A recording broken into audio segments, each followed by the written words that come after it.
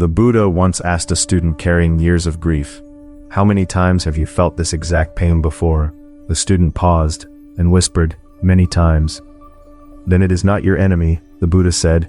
"It is your teacher, still waiting to be heard." Why would the same suffering return again and again? Not to punish you, but because something inside is asking to be seen. Your pain has a pattern, and that pattern holds a message. Today I'll show you how to finally read it. Northern India. An evening at the end of the rainy season. The sky blazed a fierce, burning orange. A man sat alone beneath a tree. His body was still, but inside, a storm was raging. His name was Mathakundali. That morning when he woke, he noticed it immediately. The feeling was back. It had been there yesterday, last week, last year, always returning to the same place, in the same shape. Why does this keep coming back? His words dissolved into the evening breeze. Long ago, the Buddha faced that very question. Today I'd like to begin with what he said. He didn't answer it with a doctrine or a list. He told a story about an arrow. A man is struck, and instead of pulling it out, he demands to know who made it, what wood it was carved from, whose hand drew the bow. The wound deepens while he waits for answers that will never satisfy him. The arrow, the Buddha said, is already there. What matters now is what you do next. Mathakundali had spent years searching for the archer. He had retraced every argument, every loss, every door that had closed, convinced that if he could only name the source, the pain would finally release its grip. But the wound all the while had quietly grown deeper. Among the collections of the Buddha's words, there is a book called the Dhammapada, sometimes translated as the Path of Truth. It doesn't argue or reason. Each line simply falls into the heart, quiet and solid, like a small stone dropped into still water. The very first verse reads, "The mind is the forerunner of all actions. The mind is chief, mind-made are they. If one speaks or acts with a corrupt mind, suffering follows, as the wheel follows the hoof of an ox." Behind this verse, a story has been passed down. One day a young man was walking through the city of Shravasti. His name was Mathakundali. From childhood, his father had been ruthlessly miserly, refusing to call a doctor when the boy fell ill, giving him almost nothing. Over the years, something took root in his heart, anger, but he didn't know it was anger. He only knew that every conversation left him feeling hollow. Seeing others laugh made something in his chest grow heavy. When he passed people who seemed fortunate, his feet naturally turned away. He couldn't explain why. One morning, the Buddha was walking through the city with his disciples. He saw Mathakundali and stopped. A disciple quietly asked, "Teacher, does that young man concern you?" The Buddha didn't answer. He simply watched the man's retreating figure for a long moment. That evening, the Buddha spoke to his disciples. The mind moves first, words and actions follow after. When a person suffers, they believe the suffering has arrived from outside. But look more carefully. Most suffering flows along a groove already carved within the mind, and pours in along that shape. A disciple named Ananda asked, "Teacher, what do you mean by a groove?" The Buddha replied slowly, "When rain falls, water flows toward the lowest ground. The water doesn't choose its path. The landscape chooses for it. The human mind is similar. Emotions flow in along channels dug deep over many years." Ananda was quiet for a moment.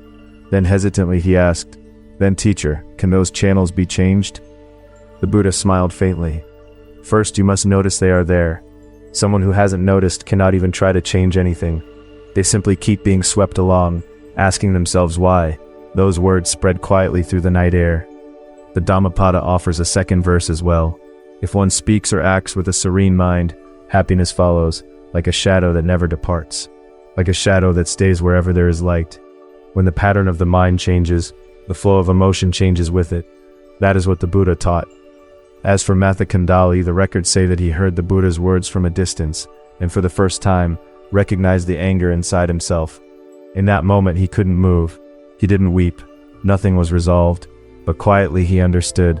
So that's what this feeling has always been. That quiet recognition is what the Dhammapada has been trying to show us all along. Not a great insight, not a sudden transformation. Just one small moment of seeing clearly. The way a person might notice for the first time that a room they have lived in for years has a crack running along the ceiling. The crack was always there, but now they have seen it, and seeing, strangely, is where everything begins. Why do the same emotions keep coming back? Most of us have wondered this at least once. The anger settles, then the same thing sets it off again. The anxiety fades, then returns in a different shape. The sadness seemed to lift, but a familiar seam, and the tightness is back in your chest. Here, I'd like to pause and ask something.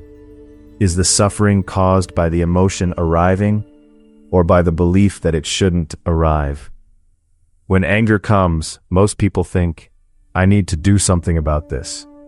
They try to extinguish it, suppress it, find a reason for it, blame someone else, or blame themselves. But if we listen to the Buddha's words, that very effort is what deepens the groove. Emotions don't repeat because you're an angry person. They repeat because there is a template inside you, a shape your mind insists things should take. And every time reality doesn't match that shape, emotion flows in along the groove. That person should have known better. I should be handling this more gracefully. This isn't how things were supposed to go. The template exists. Reality differs from it. And in that gap, the emotion is born. The emotion itself isn't the problem. It's the friction between the template and the truth that calls it forth. Let's take this one step further. We often say my emotions, my anger, my anxiety, my grief. But are these feelings truly yours? You didn't choose to summon them. They arose when conditions aligned.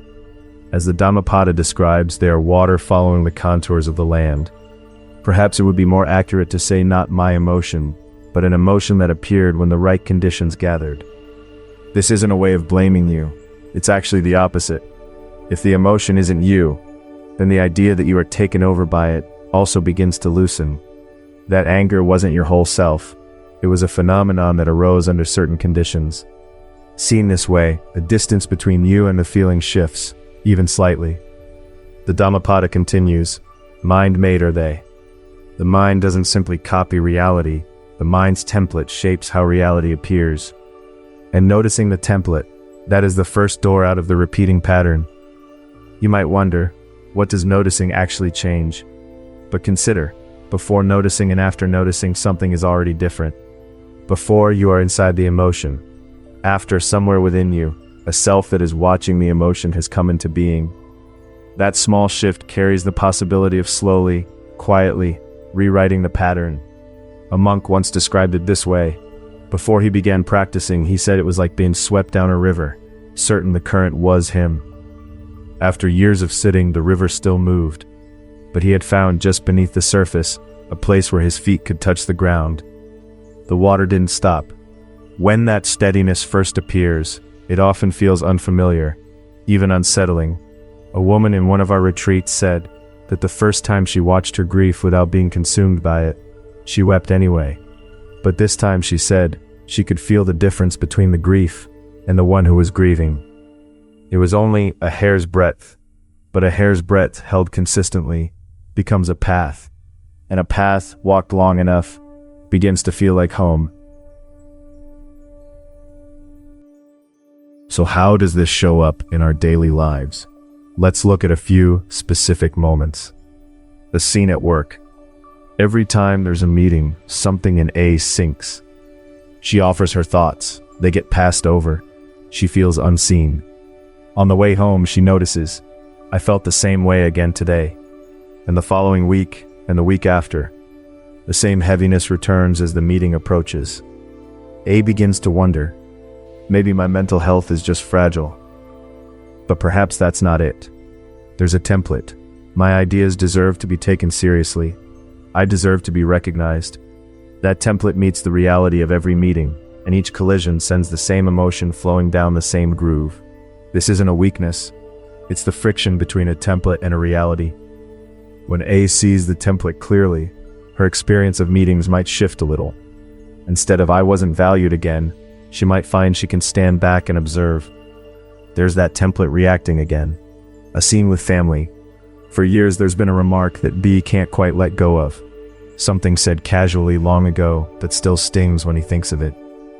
He still lives with this family member, yet something between them has grown distant. I'm over it, he tells himself, but when similar moments arise, his body tightens. A familiar tone of voice and his heart closes. This too is a pattern. It's not the words that are the problem now, it's that those words once carved a groove, and emotion still flows along it.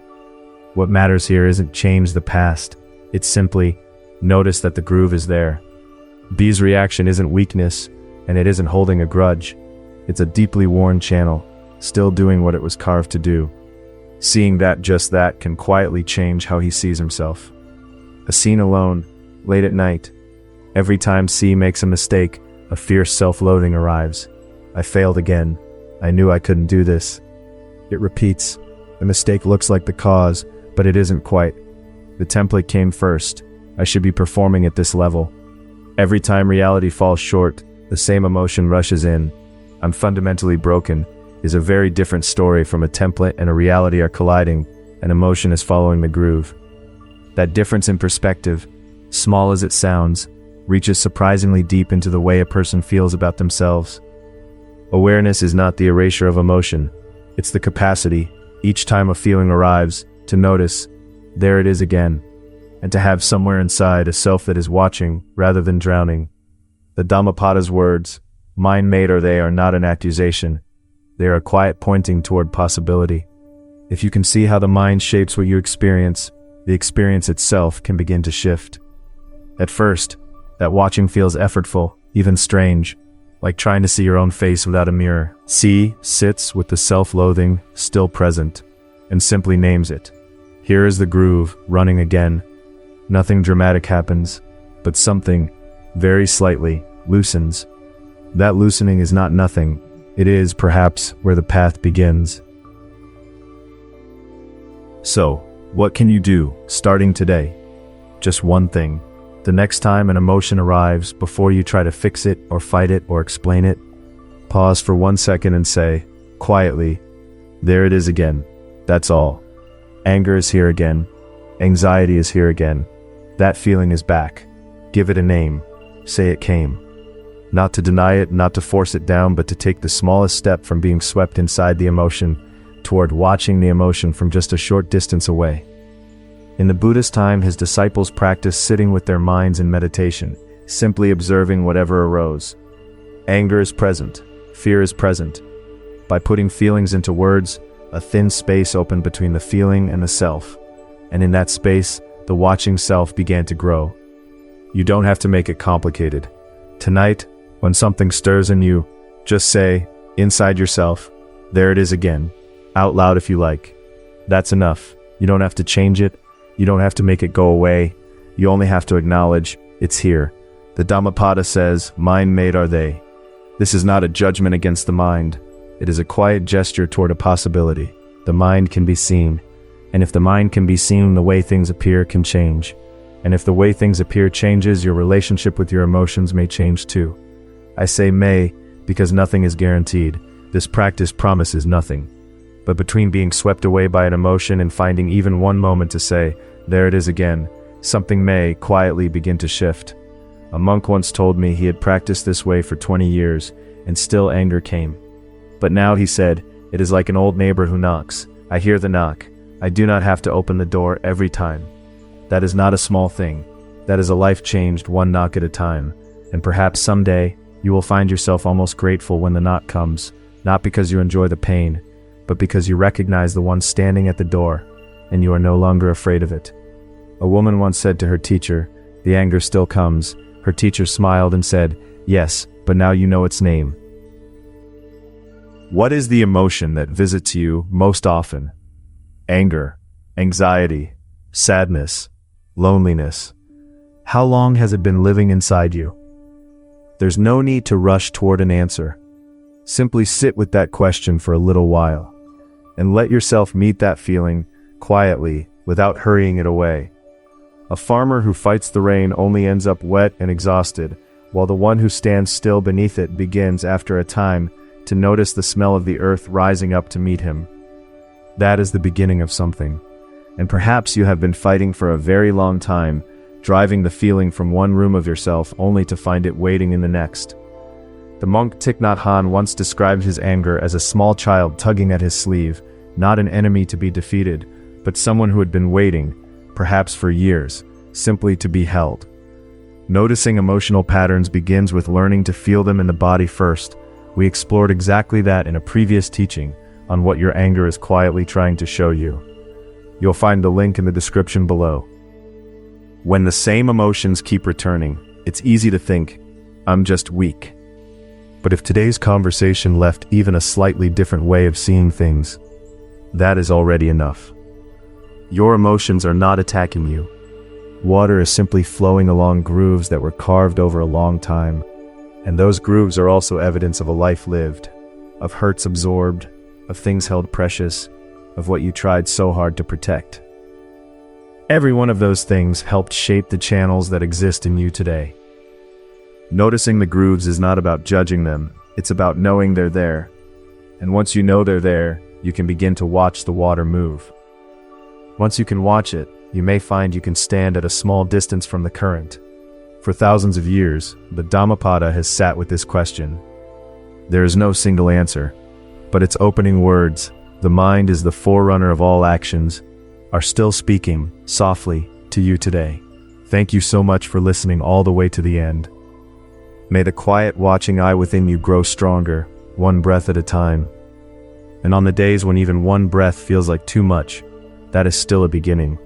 A Zen teacher once said he had failed at sitting still for 40 years, and then laughed, because failing for 40 years meant 40 years of trying to sit down.